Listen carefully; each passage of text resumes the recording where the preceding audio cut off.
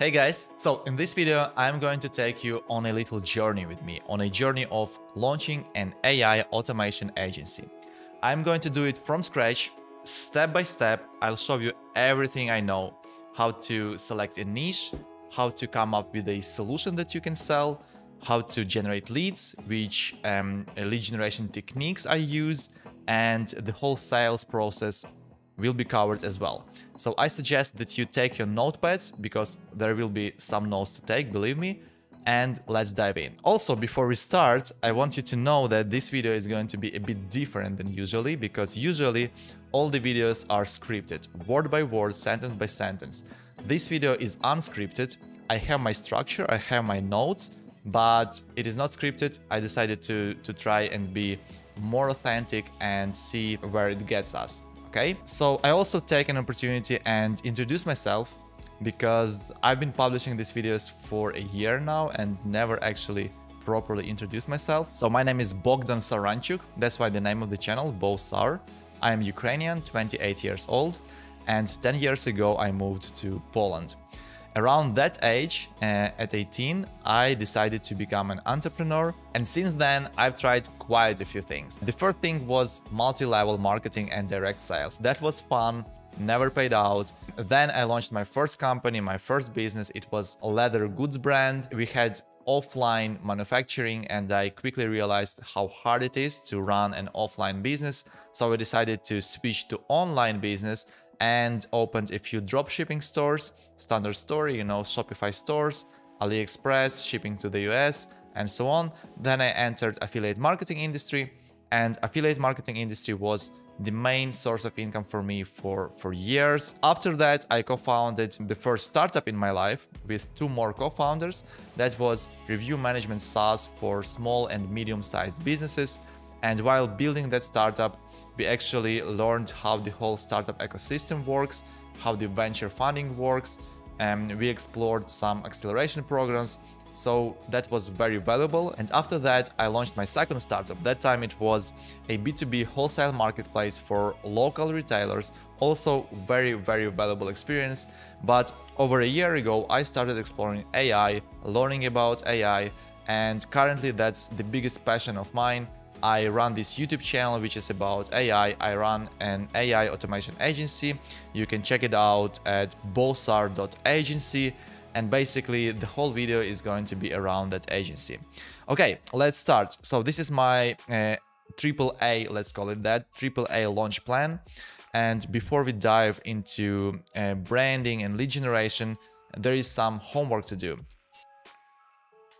And the first task is to improve your skill set and become an expert, right? So in order to sell your solution, in order to sell your services, you must be an expert in that field. So before learning about chatbots and make.com automations, it would be great to understand the foundations, right? What is neural networks? What is LLM, GPT? And for that, my favorite YouTube channels are Andrei Karpathy. So unbelievably smart guy, and this particular video, Intro to Large Language Models, is the best video on large language models you can find. So definitely check it out if you haven't. And the second channel is this one. So it's called 3 Blue 1 Brown, and this playlist is also the best on YouTube on understanding neural networks, what is GPT, and so on. So just watch this playlist and some videos from Andrei Karpathy, and I think the minimum requirement of understanding foundations would be done. Then the second step would be to learn how to build chatbots and how to build automations, right? For that, I'm sure you know this guy. There is Liam Otley, very, very smart guy with a lot of valuable videos, a lot of tutorials. But apart from Liam, there are similar channels. There are actually thousands of small channels like mine.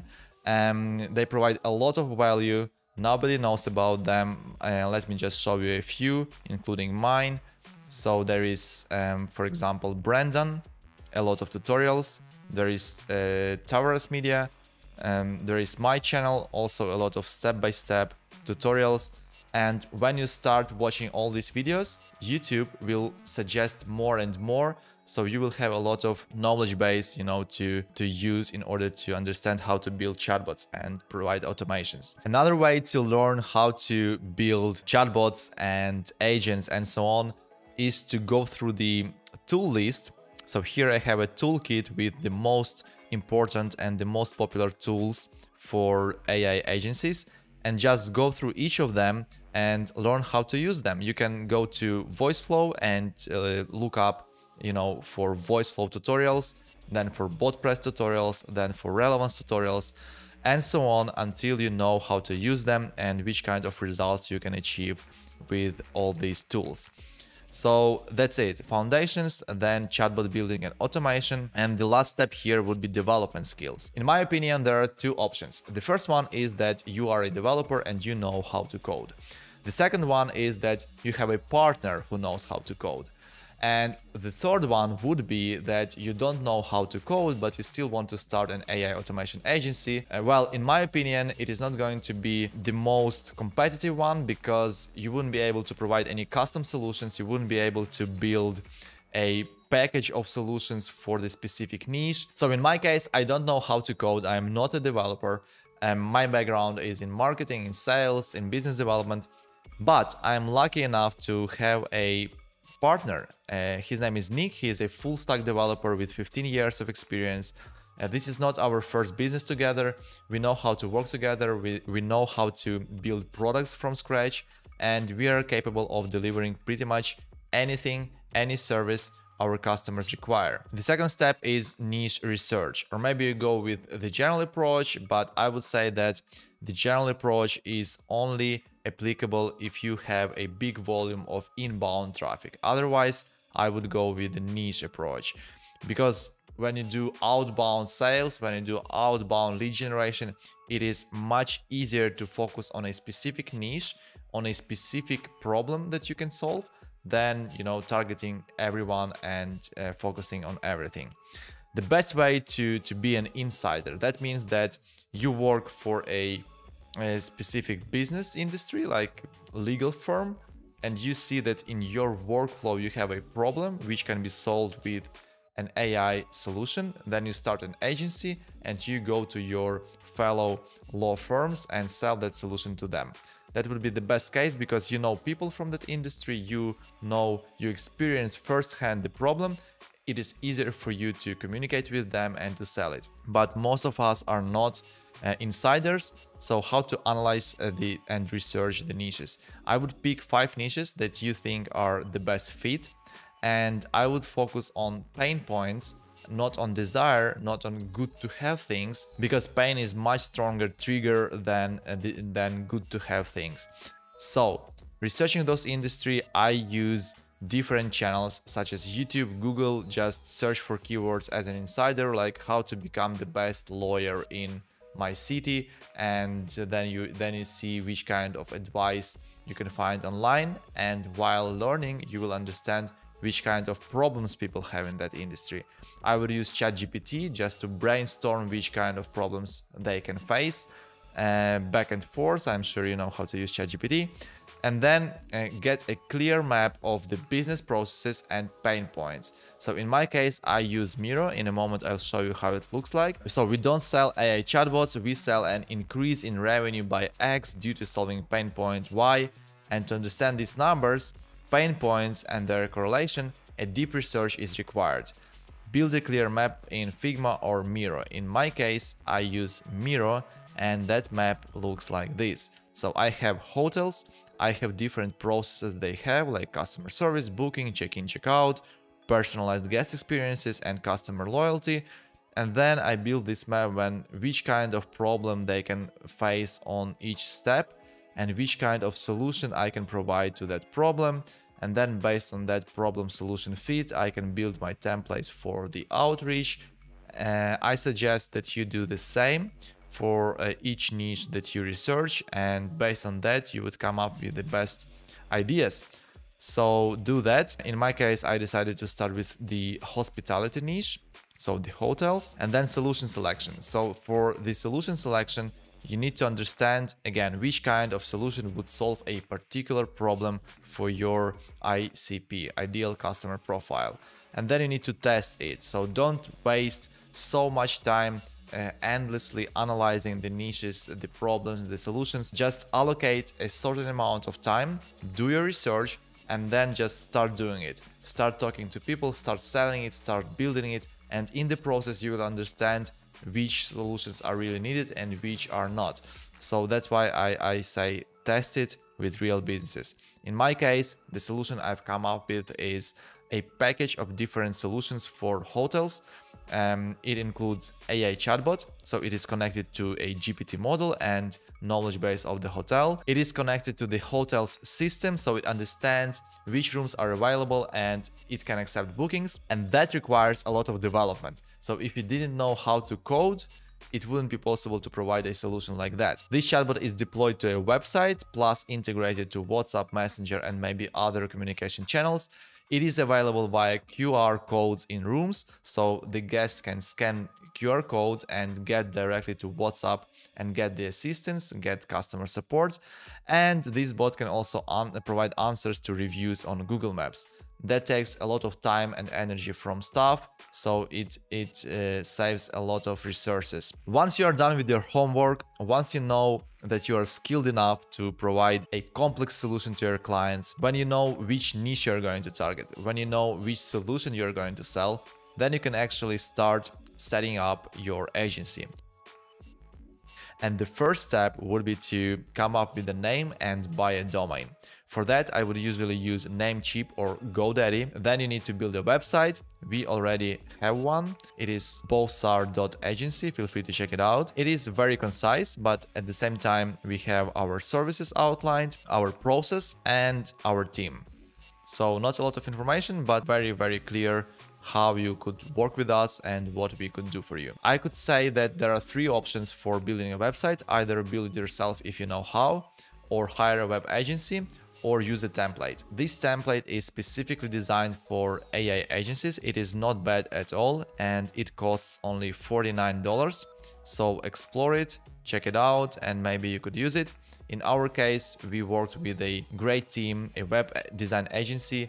I'm going to recommend them in the video description as well. And then we built our website based on their design and branding. Then you want to set up your social media. LinkedIn was the first priority for me because I'm going to communicate with clients in LinkedIn, but you can also set up Facebook, Instagram, and so on. Then Gmail, so you want to have professional email address, professional email domain, not Gmail, but your domain. So make sure to set it up. Then CRM and Calendly. For CRM, I use Airtable. I like it because you have a developer hub there, so a lot of space for integrations with other tools. And also, if you go to my website and submit a form, it is actually, so you click Let's Talk, you'll see this form, which is actually provided by Airtable. And whenever a lead fills out this form, it will be automatically populated in my list of leads in CRM system. So that works great. And then just for the operations of your business, set up Slack and Jira for communication inside your team and for the issues and tickets for the development. Then we have lead generation, inbound and outbound. I believe that inbound is much better because usually people come to you with problems that they know you can solve. With outbound lead generation, well, sometimes you have to persuade people that they have a problem that you can solve, and that's a big difference. There are different channels for inbound lead generation. I am focused on YouTube, so this channel is basically the main traffic source for me for the inbound lead generation. But if not YouTube, I would focus on LinkedIn. For business purposes, I think that's the best place. Then we have Fiverr, which is something new for me. I have never worked with Fiverr, but I decided to place a gig here and maybe there would be some inbound traffic. I just posted it yesterday, so no orders from Fiverr yet. And then you have a lot of other channels like TikTok, Instagram, and other social media, blog posts, podcasts, etc. So whatever you decide is comfortable for you, start using it, start doing it, because inbound traffic is much more valuable than outbound. Okay, and now we have lead generation, outbound, and this is the biggest section of this file. Basically, cold emails is the main part of this video. First of all, for cold emails, I use the guide prepared by this guy. Let me show you. This is Jimmy Fung, and he has this video for 1 hour. This is the best video I have ever seen on cold emails. It is very structured, a lot of insights, and he actually describes everything you need to do in order to properly launch your cold email campaigns. So all the following notes on cold emails are taken completely from that video. I suggest that you watch that video first and then come back to me, but let's continue. The main idea I keep in my mind when thinking about cold emails is that volume negates lag. If you send more emails, you'll book more calls. Okay, again, if you send more emails, you'll book more calls. So focus on that. Let's quickly cover my stack, my kind of front end for sending emails. I'm going to have 4 domains, at least in the beginning, 3 email accounts per domain, and 30 emails per day sent from each email account would give me 360 emails per day and 2,520 emails per week. So for domains, I used porkbun.com. You could also use Namecheap or GoDaddy, but Porkbun seems to be the cheapest one. Then for email accounts, again, Outlook or Gmail. I use Outlook because Gmail has this thing that, you know, when you sign up with many accounts, it asks you for phone numbers. And every time you need to come up with a new phone number to receive an SMS message and verify your identity. So that's a struggle. Outlook doesn't have that. That's why I use Outlook. Both of them are the same in terms of deliverability and security. So Outlook would be a better option for me. And then either Smartlead AI or Snow.io for email warm-up and sending. To be honest, I used to work with Snow.io. Now I switched to Smartlead AI because it is just cheaper. You get more credits, and you actually get unlimited email warm-up and unlimited email accounts for $39 per month, while they are limited with Snovio for the same price. Then we have deliverability, and that's very important. We want our emails to land in inbox, not in spam folder. So there are a few rules that you need to follow in order to make sure your emails are delivered. First, you need to warm up a new email account for 14 days with software and not send any cold emails during that time. So let me show you my Smartlead dashboard. I have 9 email accounts here, and I just started warming up period 6 days ago. I still have to wait 8 days before sending my first cold email, and so it is in progress. But then after the warm-up, you need to gradually start sending emails while still running the warm-up. Week number 1, 5 to 10 cold emails per account per day. Week number 2, 15 to 20 cold emails per account per day. And week number 3, 25 to 30 cold emails per account, while no more than 20 warm-up emails per day per account at the same time. So we increase the amount of emails to 30 per day per account, and at the same time we keep the warm-up running, but only up to 20 emails per day per account.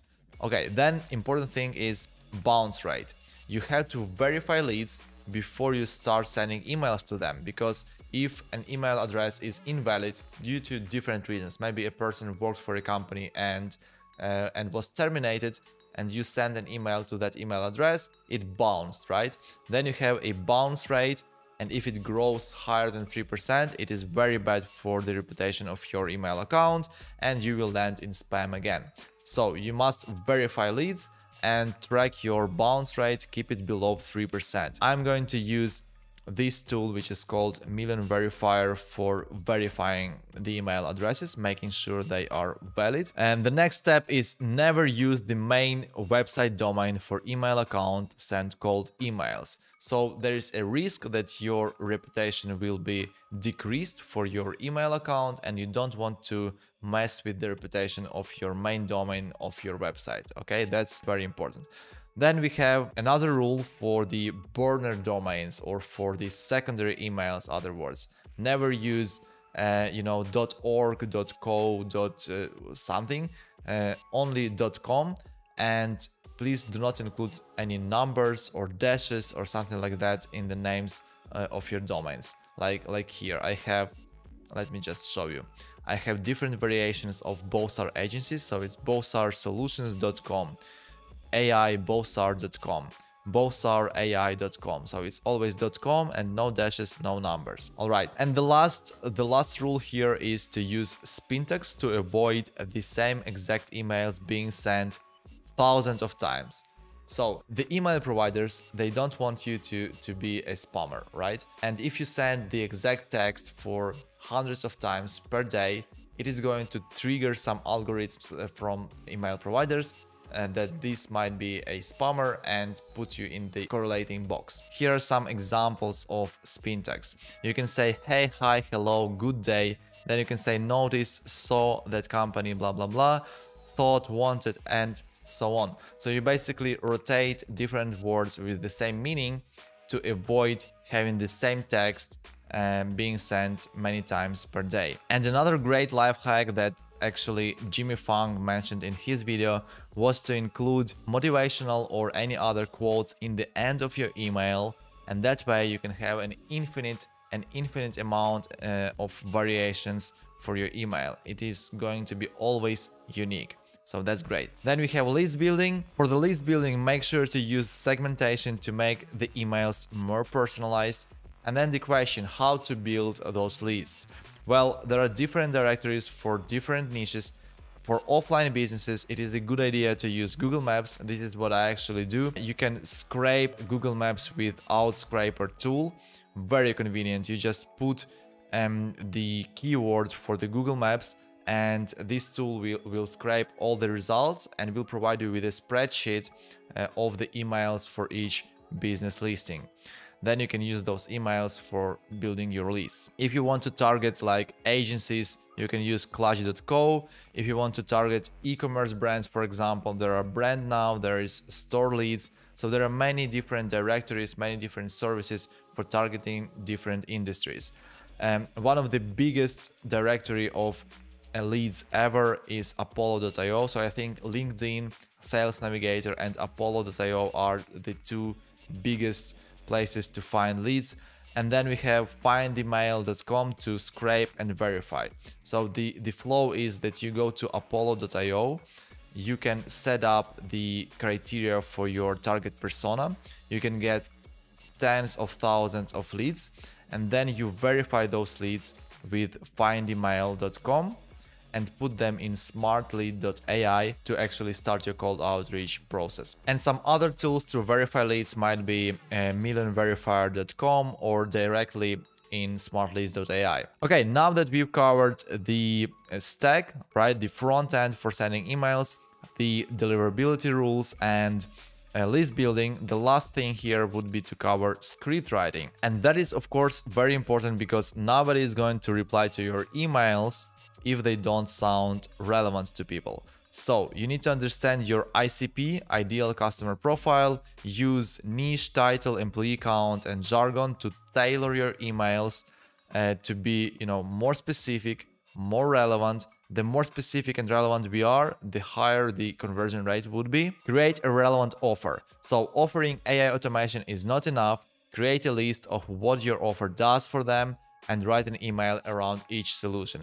And again, going back to general approach versus niche approach, we don't want to offer AI solutions to everyone. We want to deeply understand which kind of problems a particular industry face on a daily basis and fine-tune our emails around that problem. Here are some examples. We'll increase customer retention by X% through unique AI automations. Well, not fine-tuned enough, so we add the context of ideal customer profile on top of that and tailor it even more. And I changed the example just now. We work with clothing brands to decrease abandoned carts by 20% in 60 days with our pure commission AI system.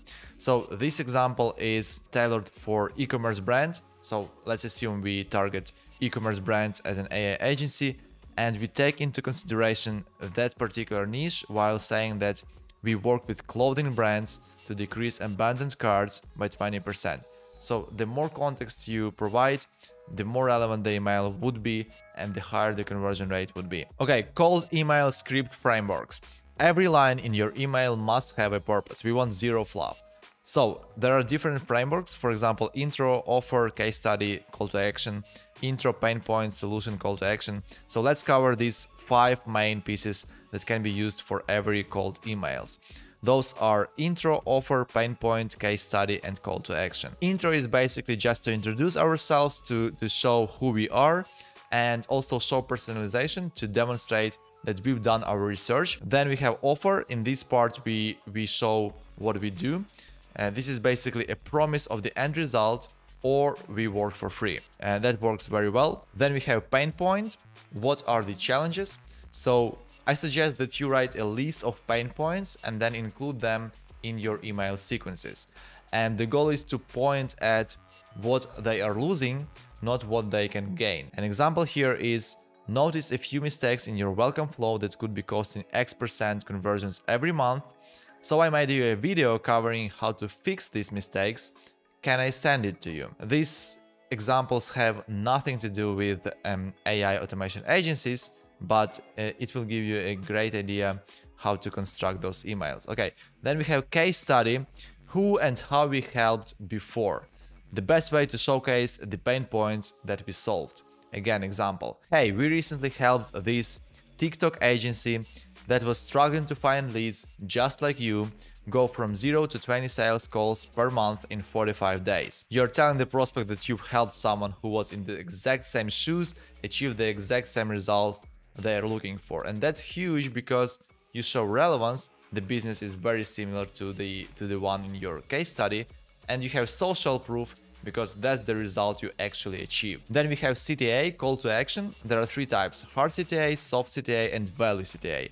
Value CTA is probably the best performing. It means that I've noticed a problem in your business and here's a video that might help you solve it. Do you mind if I send it to you? It's value CTA because you're going to provide some value without having them to invest time in scheduling calls and so on. So I suggest that you use value CTA before hard CTA because hard CTA usually requires people to invest their time and the conversion rate is not so high. All right, that's it for the cold emails. Again, I suggest that you watch this video by Jimmy Fung. It is much more comprehensive and you will find a lot of insights there. But let's move on. After cold emails, I have 2 more outbound outreach channels: LinkedIn outreach and AI employee BDR, like business development representative, called Artisan. For LinkedIn outreach, I usually use Linked Helper. That's the best tool I have ever used for LinkedIn automation. Let me show you how it works. This is the interface, my dashboard, and you can basically set up different workflows, different campaigns within this tool, and it is going to imitate your actions on LinkedIn. For example, you can send out invitations, then follow up with different messages, follow up again. And in my case, whenever someone replies, I just engage personally in conversation in LinkedIn. But for initial contact, that's great. I mean, this tool can also gather different lists of people according to your criteria and then set up sequences of various invitations and messages. So I like it a lot, definitely recommend to all of you. And the last one on our list today for the outbound outreach is artisan.co.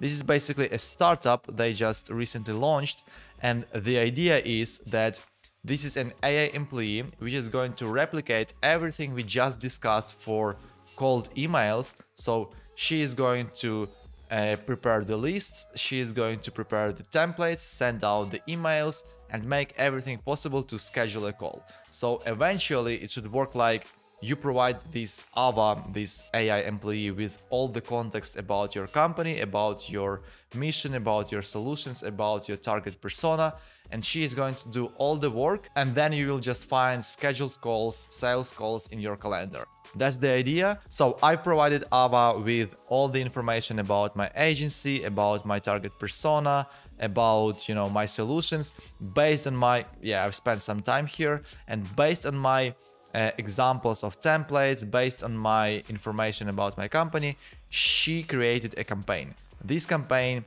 has specific criteria, specific targeting. So in my case, hospitality, number of employees 15 to 10,000. Then we have campaign pitch, different features, different pain points, different proof points, and so on.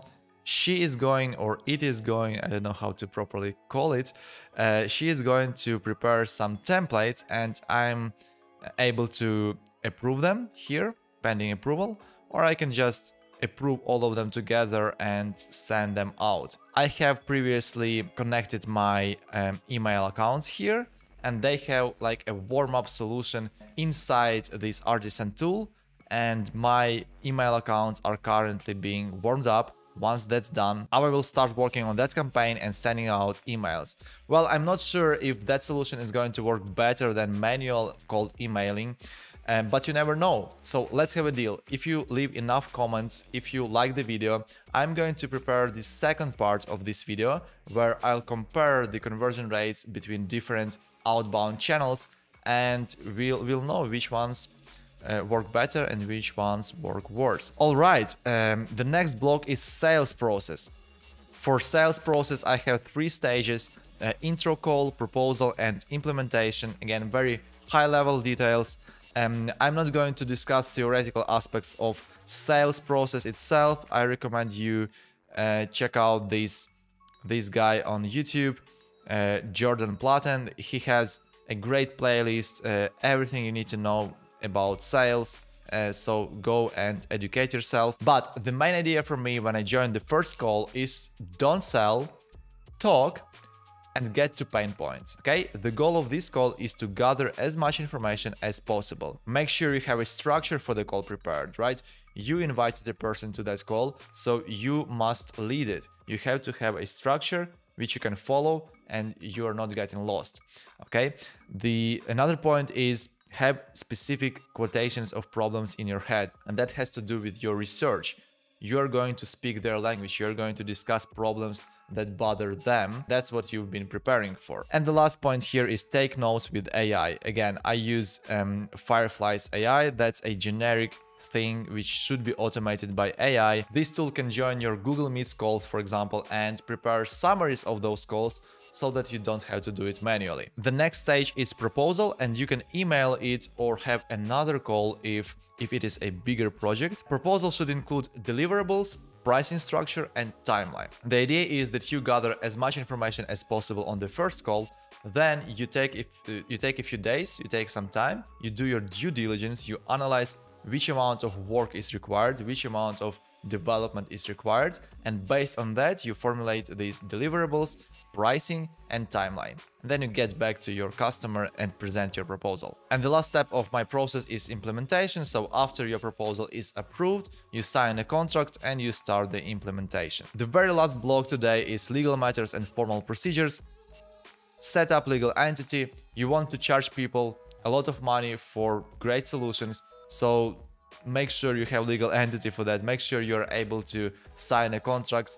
Have a draft for your contracts, like this one, for example, where you describe the deliverables, you describe the compensation, the payment, all of that. And set up Stripe for billing. That's very professional. They can pay by card or you can invoice them. So 3 main points: set up legal entity, bank account, prepare a contract draft, and use Stripe for billing. All right, that's it for today, guys. I hope you enjoyed this video. I hope you are going to use this knowledge, because it means nothing if you don't act on it. And let me know if you like this kind of format. I'm going to make more videos for sure. The second part, maybe the third part, let's see. Thank you very much for watching, and I'll see you soon. Bye.